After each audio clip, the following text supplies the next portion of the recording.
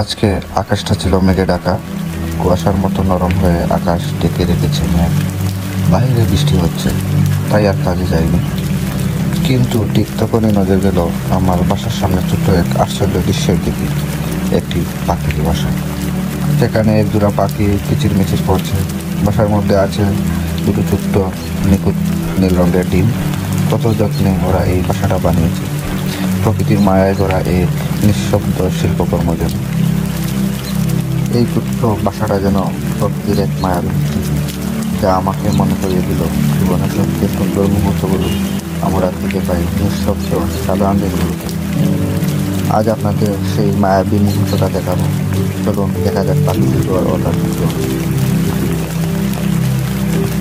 তো আমরা আস্তে আস্তে পাখির বাসার সামনে এগোচ্ছি।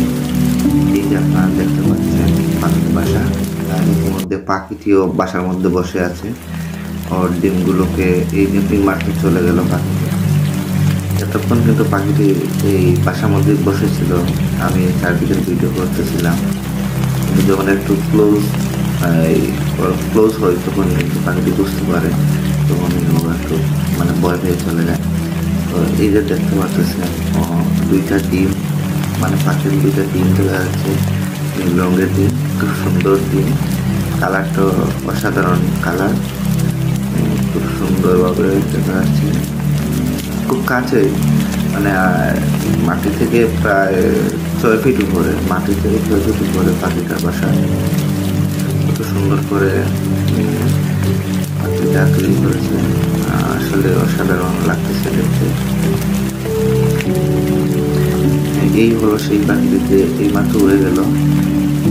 তো পরবর্তীতে যখন ডিম থেকে বাচ্চা ফুটবে তখন আমি আপনাদের আপডেট জানিয়ে দিব। আর ততক্ষণ পর্যন্ত সবাই ভালো থাকেন, সুস্থ থাকেন।